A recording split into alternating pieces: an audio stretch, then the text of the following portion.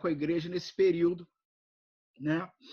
E hoje nós temos, então, o privilégio de sermos abençoados pelo pastor Mauro, né? Amigo já de longa data, de época de seminário, e pastor plantador de igreja também, plantou a Igreja Presbiteriana Livres, né? Aqui em Queimados durante um bom período. Hoje se encontra em São Paulo. E hoje Mauro, então, foi convidado para trazer a palavra, né, e nos abençoar. Eu vou fazer uma oração. Na sequência, eu passo para o Mauro. Bom, vamos fechar nossos olhos?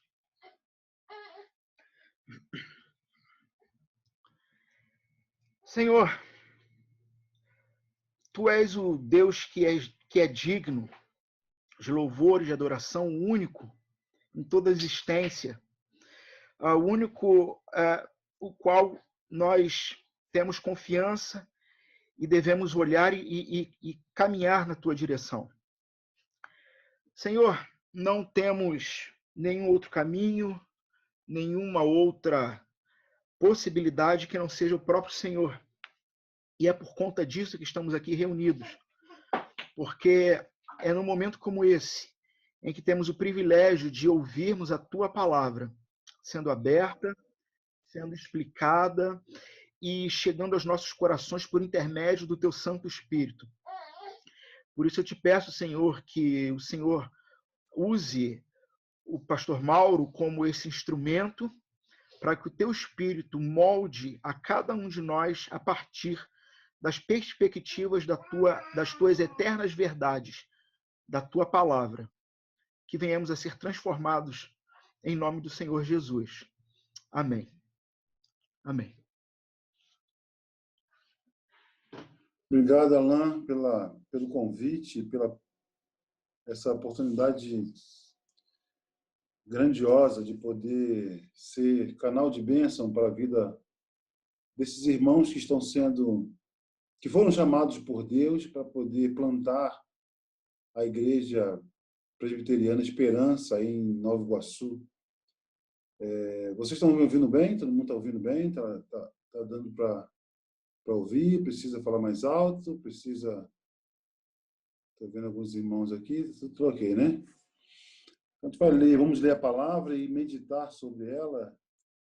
Quero convidar os irmãos que abram as suas Bíblias ou liguem as suas Bíblias aí, né, nesse momento de tecnologia, no Evangelho que nos foi trazido pelo discípulo Mateus, no capítulo 6, a partir do versículo 25 até o versículo 34. Mateus capítulo 6, versículo 25, perdoe. 6, versículo 25 ao versículo 34. Esse trecho que nós vamos ler e meditar faz parte do trecho muito conhecido por nós cristãos, que é o Mateus capítulo 5, 6 e 7, que é o Sermão do Monte. É o sermão que Jesus Cristo proferiu logo no início do seu ministério, dando assim já um sumário, podemos dizer assim, do que seria de fato o seu ministério e de quem seriam composto aquele ministério, por quais pessoas iriam compor o ministério de Jesus ou o reino de Deus ali na terra, quais seriam as características dessas pessoas. Encontramos, então, nesse sermão, capítulo 5, 6 e 7. Essa é uma porção do capítulo 6, versículo 25. E assim diz a Escritura. Vamos ler. Eu estou lendo aqui na versão revista atualizada, né? Por isso vos digo, não andeis ansiosos pela vida, quanto ao que haveis de comer ou beber, nem pelo vosso corpo, quanto ao que haveis de vestir. Não é a vida mais que o alimento e o corpo mais que as vestes? Observai as aves do céu, não semeiam, não colhem, nem ajuntem em celeiros. Contudo, vosso Pai Celeste as sustenta. Porventura não valeis vós muito mais do que as aves? Qual de vós, por ansioso que esteja, pode acrescentar um côvado ao curso da sua vida? E por mais que andeis ansiosos quanto aos vestuários, considerai como crescem os lírios do campo. Eles não trabalham, nem fiam. Eu, contudo, vos afirmo que nem Salomão, em toda a sua glória, se vestiu como qualquer um deles.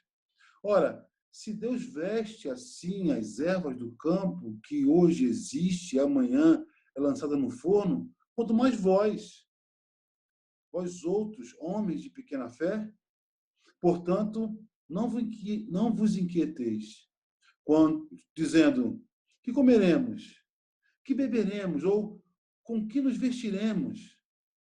Porque os gentios é que procuram todas essas coisas. Pois vosso Pai Celeste sabe que necessitais de todas elas. Buscai, pois, em primeiro lugar, o reino de Deus e a sua justiça, e todas estas coisas vos serão acrescentadas. Portanto, não vos inquieteis com o dia de amanhã, pois o amanhã trará seus cuidados. Basta ao dia o seu próprio mal. Amém? Essa é a palavra que o Senhor nos trouxe essa noite, para que a gente possa meditar nela. Como eu havia começado a fala, o Sermão do Monte é o que nós podemos dizer um compêndio, né? O manual de regra e prática dos servos de Cristo. Se você, de fato, for chamado para ser um servo do Senhor, saiba que estão nesses capítulos uma síntese do que deva ser, de fato, a sua vida. Jesus, no Sermão do Monte, então, dá a explicação ali do que é ser um seguidor dele, do que é ser, de fato, um cristão, ou um pequeno Cristo, como é a expressão, de fato, se remete a ser cristão. Então, nesse Sermão do Monte, está ali especificado, dizendo como nós devemos nos portar, porque, de fato, é fácil você enganar com um trejeito ou uma forma de vestir, se dizendo cristão. O próprio texto de Mateus, no capítulo 7, o próprio Jesus fala que muitos vão, naquele dia, dizer: Senhor, Senhor, no teu nome nós profetizamos, nós fizemos sinais e maravilhas, como se dizendo para Jesus: olha só, nós estamos enquadrados no modo de agir, no modo de vestir, no modo de falar desse seu grupo de seguidores. Então, isso nos faz também pessoas que merecem entrar no céu, no seu reino. Também está descrito ali que não só a nossa forma de agir, mas também o nosso pensar deve ser enquadrado conforme o Evangelho. Jesus Cristo fala nos versículos antes desse que nós acabamos de ler, ele fala a respeito dos olhos, né? Se os olhos foram maus, se os olhos foram bons, então, aquilo que nós enxergamos, ou a forma como nós nos portamos quando ajudamos aos outros, que queremos que as pessoas nos vejam. Então, a nossa motivação interna também, de fato, é importante. Então, também está contemplada nesse Sermão da Montanha. E o que fecha, de fato, esse Sermão da Montanha, o texto que nós lemos, e que dá, vamos dizer assim, um tema para a nossa mensagem, seria que nós somos chamados, de fato, a confiar em Deus. Mas não uma confiança cega, no sentido de não ser racional, mas uma confiança consistente, embasada na fé que nós temos em Jesus Cristo. Nós estamos passando por dias, de fato, muito sérios, muito complicados, onde a ansiedade tem dominado muitas pessoas. Pessoas que não veem esperança. E, de fato, o nome da igreja que está sendo plantada pelo pastor Alain e esse grupo de irmãos tem um nome muito significativo para os dias que vivemos. Igreja Presbiteriana Esperança. Porque, de fato, o que tem faltado hoje em dia nas pessoas é essa esperança em Deus. E aí a esperança, de fato, nos traz a ansiedade, a preocupação, quer dizer, a pré-ocupação. Eu me ocupo antes mesmo daquilo ser necessário que eu me preocupe, então eu me preocupo, eu me ocupo antes com aquilo pela insegurança, pela ansiedade que nós temos vivido, querido. O texto que nós lemos, ele faz parte de um terceiro bloco desse capítulo 6. No primeiro bloco, que seria aquela primeira parte, quando Jesus fala sobre entregar o dízimo, que sua mão direita não sabe sobre a esquerda. Então, ele fala a respeito da motivação interna de cada um de nós.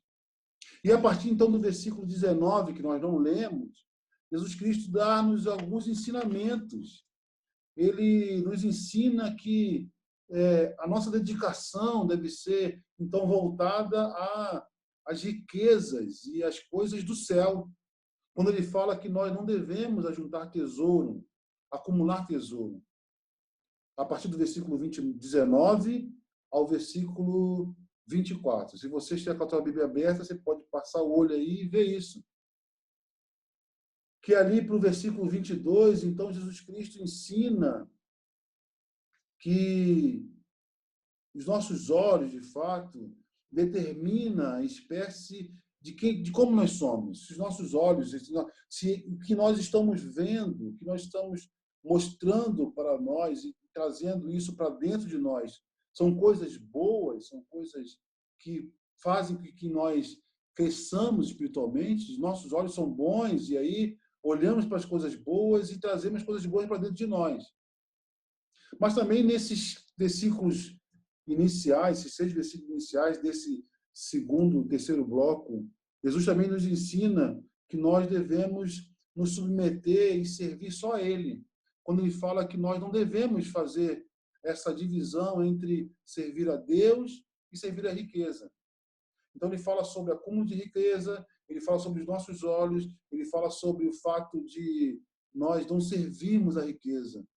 Coloca a riqueza, então, num patamar não só de um bem que nós precisamos, mas coloca a riqueza como uma divindade. E que essa divindade pode requerer de nós uma submissão, uma subserviência, como os ídolos, os deuses querem fazer conosco. Jesus Cristo, então, ensina todas essas coisas no versículo 19 ao versículo 24. Mas a nossa leitura de hoje, ela fala a respeito da confiança em Deus. Nós somos chamados, então, a ter a nossa esperança lançada somente em Deus, em Jesus, e crer e confiar. Note que crer e confiar não quer dizer que nós não possamos planejar. Muitas pessoas confundem a questão de confiar plenamente em Deus e não fazer nada, não elaborar nada. Muito pelo contrário, você é chamado a ser um cristão para elaborar as coisas. O próprio Jesus Cristo fala uma parábola em que um homem, quando queria construir uma torre, ele se senta, ele faz os cálculos, mede o que tem para poder construir, e aí então ele constrói. Dando a nos entender que o planejamento é importante. O que o texto nos fala é sobre essa ansiedade de querer saber do futuro, de querer saber se de fato vai dar certo aquilo para que eu possa, de antemão, consertar. Não lançar, de fato, sobre Deus a nossa ansiedade. Como ele próprio fala, lançamos sobre ele, lança sobre mim. Eu tenho cuidado de vocês. Jesus Cristo, então, no seu Sermão do Monte, cercado pelos seus discípulos e por uma grande multidão, ele começa a falar sobre confiança. E a primeira palavra que ele fala, que ele ressalta nesse texto ele começa falando, por isso, não é? Por isso vos digo, não andeis, dando, então, continuidade àquele que estava falando nos versículos anteriores, sobre essa divisão entre servir a Deus, entre buscar as coisas de Deus, entre estar com os olhos voltados para Deus e buscar as riquezas do mundo, ficar com os olhos voltados para as coisas do mundo e servir as riquezas. Então, ele continua nesse texto, a partir do versículo 25, dizendo, ó, por isso, então, quer dizer, por conta disso, daquilo que eu estava dizendo antes a vocês, é que eu falo isso, vocês não devem ficar preocupados, não devem ficar ansiosos. E aí, algo importante a ressaltar nesse texto, que ele fala sobre ansiedade, sobre coisas fundamentais. E às vezes a gente pode pensar, olha, mas não é natural, não é salutar eu pensar se minha família amanhã vai ter comida, se depois da manhã vai ter comida, se amanhã eu vou ter o que vestir para poder até voltar aos cultos públicos nas igrejas. Será que isso não é natural, isso não é saudável? O próprio Jesus diz que não é saudável. Porque essa preocupação é uma preocupação que tira de nós o sossego.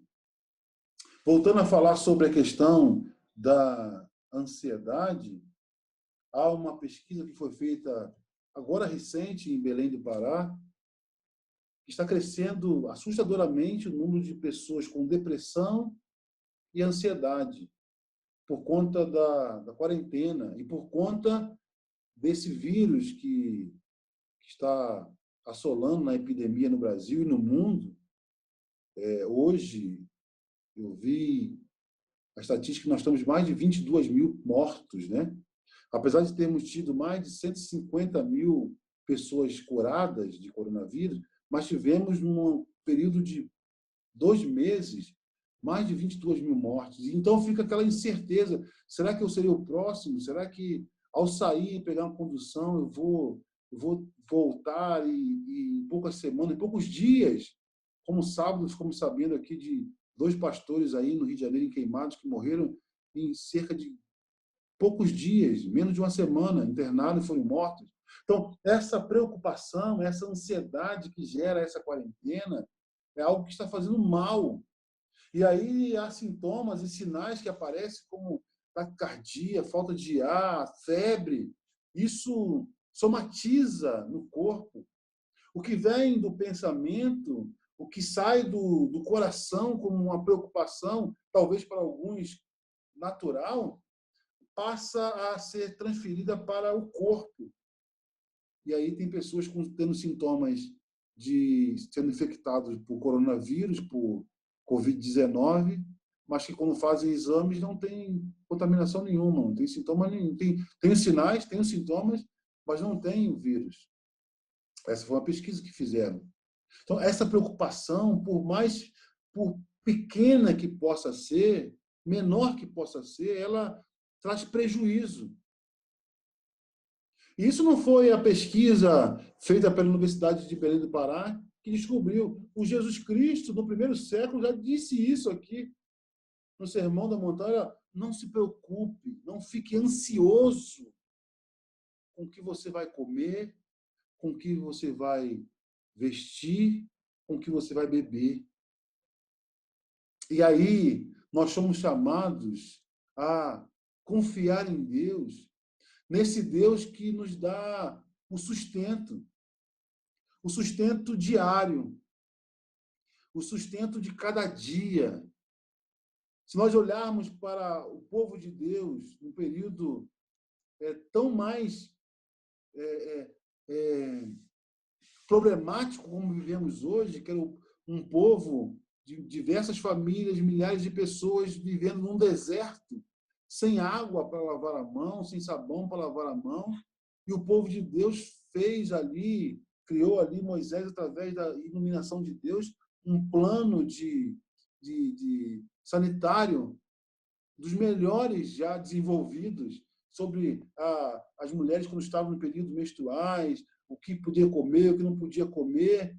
Mas nós vemos que, mesmo em meio àquela dificuldade extrema que era viver no deserto, as vestes não eram gastas. Não havia, então, preocupação do povo sobre com o que vestir. Mesmo estando em meio ao deserto, o povo a água vinha da rocha. Eles tinham água, tinham o que beber. Não precisavam se preocupar com o que comer, porque diariamente o Senhor fazia com que caísse maná do céu. Então, é o mesmo cuidado que Deus teve com o seu povo no deserto. Jesus Cristo está mostrando para aqueles que vão seguir a Ele a partir do seu ministério, a partir de ser chamados pela fé nele, que vão ser cuidados por Ele também. Confiar em Deus no sustento mais básico possível. Porque é fácil eu poder, com o meu próprio braço, conseguir o meu sustento e confiar em Deus que Ele me cure de um câncer, por exemplo. Eu não posso ser curado, eu não posso fazer nada por mim com relação ao câncer ou uma outra doença terminal, mas eu posso comprar um arroz, comprar uma comida. Mas o que Jesus nos chama a atenção nesse texto é que nós devemos evitar a ansiedade e confiar em Deus nas questões mais básicas: comer, beber, vestir. Confiar que Ele vai cuidar de nós. Confiar que Ele vai, em meio a qualquer problema, qualquer situação, Ele vai cuidar. Ele fala, você não deve andar ansioso. Ele exorta, então, para que nós não andemos ansiosos, porque e faz uma comparação com as aves. Olhe, as aves não têm onde plantar, as aves não têm celeiros para guardar, elas não semeiam. Vocês já observaram isso? E o Deus que criou elas, cuida delas, dando a elas possibilidades de terem alimentos diários. E isso é um exercício que devemos fazer, porque às vezes nós falamos a oração, que está contida também nesse Sermão do Monte, nós falamos a oração dominical e não nos apercebemos como nós oramos: o pão nosso de cada dia nos dá hoje, Senhor. O pão diário, Senhor, dá-nos diariamente o pão. Isso, de fato, é uma oração que fazemos com confiança. Então, Jesus nada mais está fazendo aqui, nesses versículos, versículo 25 e 26, nos chamando a atenção para confiarmos nele, para confiarmos em Deus, que Ele é capaz de sustentar as questões mais impossíveis para o ser humano, mas também nos sustentar com as questões mais básicas, com o pão, com a água e com o vestimento, assim como fez com o seu povo.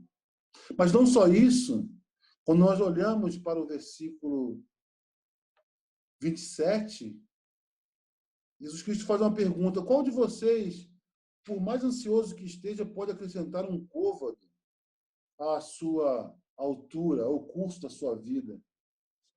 E a gente pode parar, então, para pensar, será a ansiedade, ela produz o que de benéfico?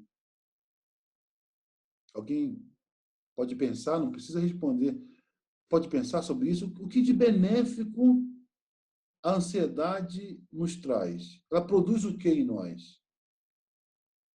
Se eu falo de planejamento, vai produzir algo benéfico para o futuro, eu saber quando vou realizar um sonho, de qualquer bem de consumo ou de própria nossa subsistência.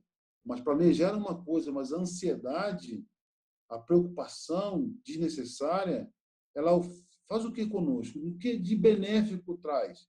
Jesus Cristo, então, faz essa pergunta nessa parte do Sermão da Montanha.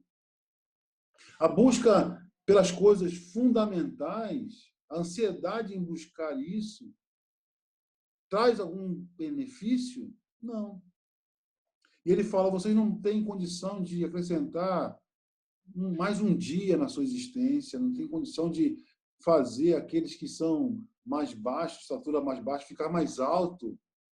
Não faz isso. Então, nós somos chamados a confiar num Deus que tem cuidado de nós na nossa existência enquanto vivos.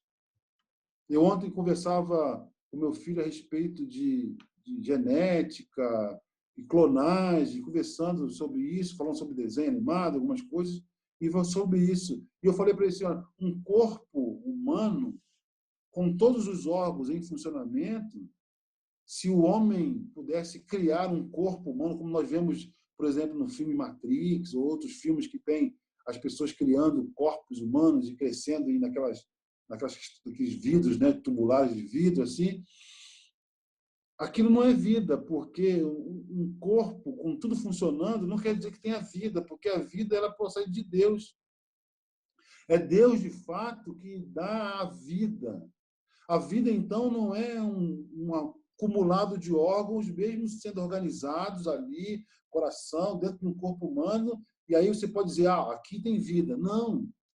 Ali tem os órgãos funcionando. E aí nós temos a ciência que explica isso, quando você tem um coma profundo, que depois é feito alguns testes e não tem mais vida. Mas o corpo está funcionando com máquina.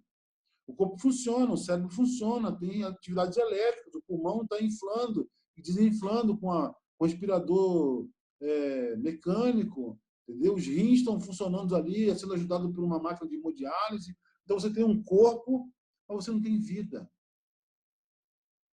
O que Jesus Cristo pergunta e nos chama a confiar em Deus é o Deus que, de fato, nos dá vida. Ninguém pode dar mais vida a nós. O próprio Jesus Cristo diz que ele veio para dar vida e vida em abundância. Dar vida no sentido de dar uma qualidade de vida diferenciada daquelas pessoas que não enxergam a vida, não olham a vida a partir da perspectiva do Evangelho, a partir da perspectiva do cuidado de Deus, a partir da perspectiva de não ser ansioso. Há esse, então, convite para cada um de nós. O convite de nós confiarmos em Deus, no sustento mais primário que seja, e o convite de nós confiarmos em Deus, sendo Ele o sustentador da vida. Porque a ansiedade, ela pode acabar com a nossa vida, ou com a nossa qualidade de vida, trazendo para nós, como nós falamos anteriormente, doenças no corpo. E assim a qualidade que nós temos de vida, de viver com os nossos familiares, com as pessoas, de produzir, de trabalhar, vai sendo diminuída com a ansiedade e não aumentada. Só a confiança em Deus pode, de fato, trazer ao nosso coração esse alívio, esse alento de que Ele, de fato, sustenta a nossa vida até o último dia que nós estivermos aqui. Porque a nossa vida não tem um fim. A nossa vida ela tem um prolongamento além dessa vida. Não é uma outra vida, é uma vida melhor, de qualidade, uma vida eterna. Não só uma vida que não vai ter fim, mas uma vida de qualidade plena e absoluta. Somos chamados, então, a ter essa confiança, confiar em Deus que sustenta a vida. Mas não só isso. Nos versículos 28 a 30, nós lemos assim, E por que andais ansiosos quanto ao vestuário? Considerai como crescem os lírios do campo. Eles não trabalham, nem fiam. Eu, contudo, vos afirmo, nem Salomão, em toda a sua glória, se vestiu como qualquer um deles. Ora, se Deus veste assim a erva do campo, que hoje existe e amanhã é lançada no forno, quanto mais a vós outros, homens de pequena fé. Jesus Cristo traz à memória dos seus ouvintes, dos seus discípulos que estavam ao seu redor e também aos outros que estavam ouvindo naquele monte, essa certeza de que o cuidado de Deus, ele é total e pleno. Nós somos chamados, convidados a confiar, a evitarmos a ansiedade pela proteção física, preocuparmos com o que vestir, se temos algo para vestir.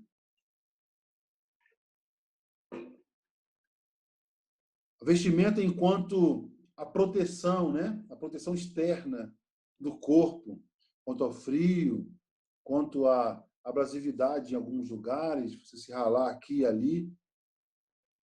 Essa preocupação com o templo, que é o nosso corpo, o templo do Espírito Santo, como diz a Escritura Sagrada. Essa preocupação, essa ansiedade, ela deve ser deixada de lado.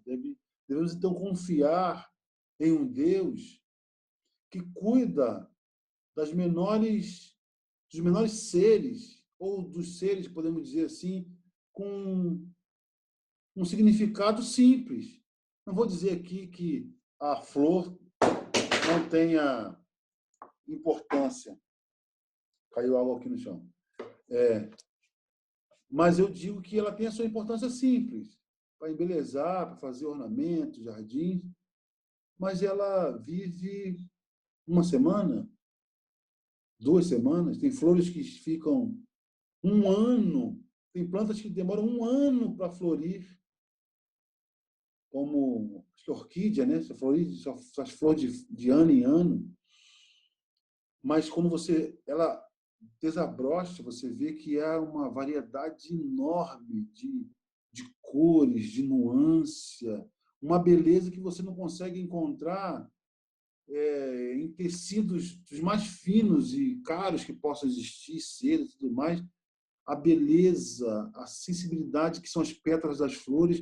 Então, Jesus Cristo fala sobre esses seres vivos que Deus, com o seu poder supremo, um ser que criou tudo a partir do nada, como está descrito em Gênesis, se preocupa com uma pétala de flor, dando àquela flor uma beleza incomparável.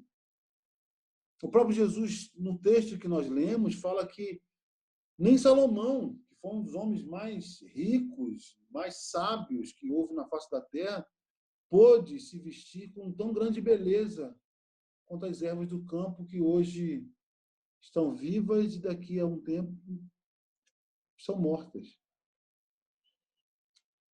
A nossa ansiedade sobre adquirir essas coisas e ter essas coisas e ficar nos preocupando e vivendo em cima disso deve ser então lançada fora.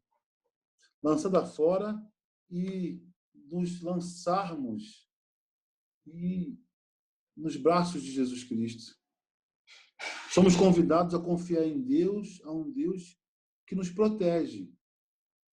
Assim como a roupa nos protege do frio, a capa da chuva, o Deus que fez as plantas, que fez as rosas, as flores, também pode nos vestir no sentido de nos proteger. O próprio Jesus Cristo se coloca, quando olha para Jerusalém, e fala que muitas vezes quis trazer Jerusalém debaixo das suas asas, como a galinha traz os pintinhos para proteger, fazendo uma figura de linguagem muito típica também dos nossos dias, aqueles que moram em lugares que tem na Baixada aí, tem galinha e vê os pintinhos do quintal, vê como ela faz e protege ali.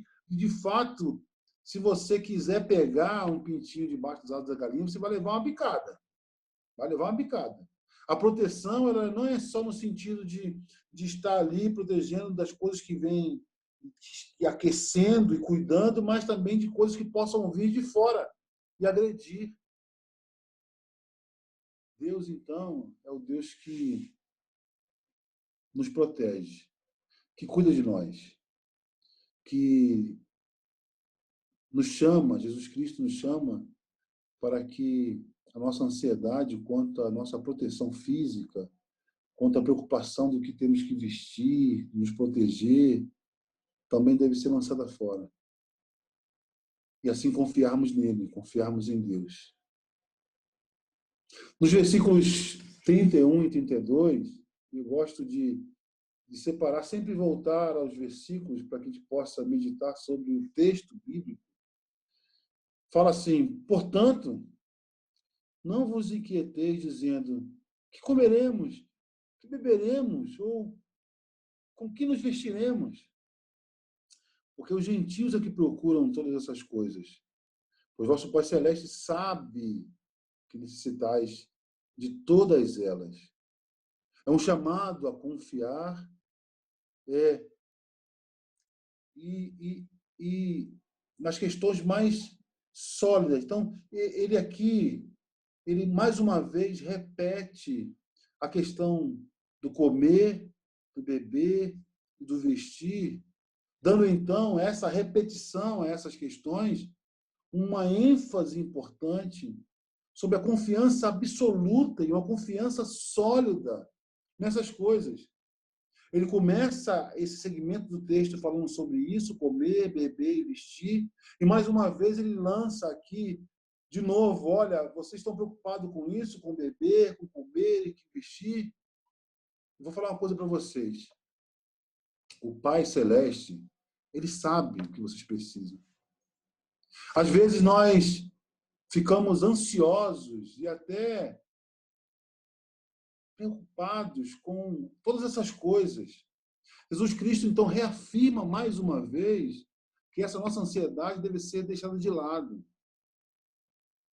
Certa vez foi perguntado a um grupo de pessoas se nós tivéssemos a possibilidade de termos uma conversa direta com Deus. E antes dessa conversa, seria entregue a cada uma das pessoas um papel e uma caneta. E aí perguntado às pessoas o que você escreveria. E as pessoas tiveram as mais diversas perguntas. Como é a vida, a existência da vida, o que acontece sobre isso, sobre aquilo outro, e como é isso, e como é o céu, como é que é isso, aquilo outro, como é que... E já iam com uma folha preenchida, às vezes dos dois lados. Ao que chegando perto de uma senhora bem idosa, ela fala: olha, eu não sei o que pedir, eu não sei falar, eu não sei orar, então eu vou levar minha folha em branco, porque Deus sabe todas as coisas, Ele vai me dizer o que eu preciso, porque o que eu quero, muitas vezes, não é o que eu preciso. E Jesus Cristo coloca isso bem claro nesse versículo: olha, Deus sabe o que vocês precisam. Ele não fala que Deus sabe o que vocês querem. É diferente de que o que nós queremos do que nós precisamos.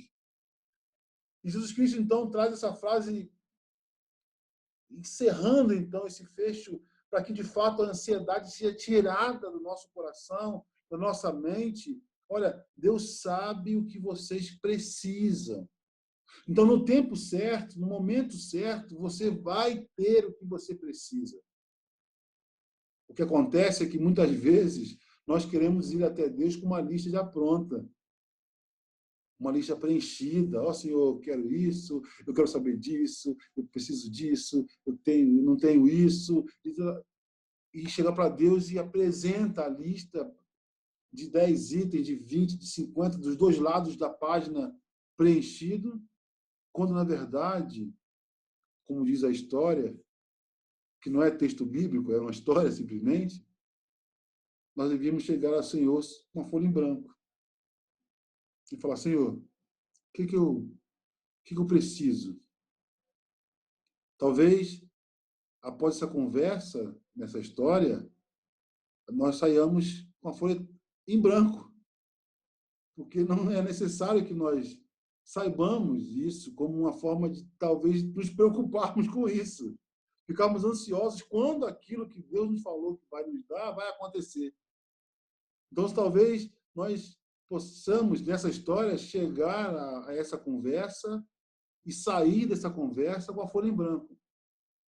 Mas sendo chamados muito mais a confiar em Deus. Não nos preocuparmos com aquilo que nós não podemos resolver.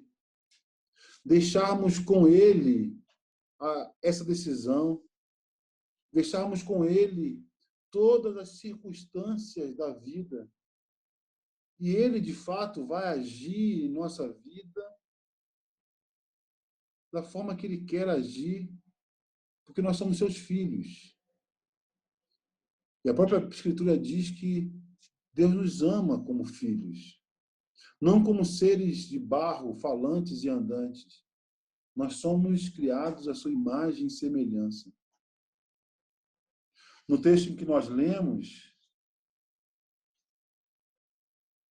Jesus Cristo encerra, então, o seu sermão, não um sermão inteiro, porque vai só terminar no capítulo 7, mas ele termina essa sessão, esse ensinamento do chamado à confiança em Deus, dizendo, olha, vocês devem buscar em primeiro lugar, no versículo 33, o seu reino e a sua justiça. E todas estas coisas vos serão acrescentadas. Portanto, não vos inquieteis, não fiquem ansiosos com o dia de amanhã, pois o amanhã trará os seus cuidados, basta o dia o seu próprio mal. Ele então encerra essa sessão nos dando, olha só, o que você tem que comer, o que você tem que beber, o que você tem que vestir, vai ser acrescentado a você se você buscar em primeiro lugar o reino de Deus e a justiça dele. Muitas pessoas enxergam esse texto aqui dando a ele uma conotação muito mais ampla, né? Olha, todas as coisas vão ser acrescentadas. Então, vai ser acrescentado carro, casa da praia, vai ser acrescentado negócio. Não. O texto, se você for lá ver, a mesma expressão que é usada para estas coisas, é utilizada em outros versículos sobre as coisas que é citado no versículo anterior, que é beber, comer e vestir. Que são as questões básicas. O próprio apóstolo Paulo diz, ó, tendo com que vestir, o que comer, deem por satisfeitos. Então, é nesse sentido de ter uma vida mais básica possível e com maior confiança em Deus. Uma vida mais simples possível. Estamos hoje sendo confrontados, no mundo todo, com o índice de poluição diminuindo, porque pessoas estão andando mais a pé, estão andando mais de bicicleta, os carros são proibidos, os ônibus estão em menor quantidade. Aqui em São Paulo mesmo teve o índice de poluição diminuído e em alguns momentos as fotos estão tirando da paisagem, não tem mais aquela faixa cinza de poluição na cidade como tinha antigamente, demonstrando assim que a vida pode ser vivida de forma simples, sem o acúmulo excessivo de bens, de consumo. Jesus Cristo já dizia isso no primeiro século. Olha,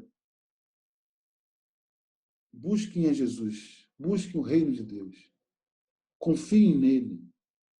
E essas coisas, comer, beber e vestir, o básico para a subsistência humana, vai ser acrescentado a vocês. Nós somos convidados, então, irmãos, a essa confiança plena. Como eu disse antes, no começo, não é uma confiança cega, mas uma confiança consciente. Uma confiança no Deus vivo e verdadeiro. A minha oração, não só hoje, mas em todos os dias, é para que a nossa vida seja uma demonstração plena e total da confiança em Deus.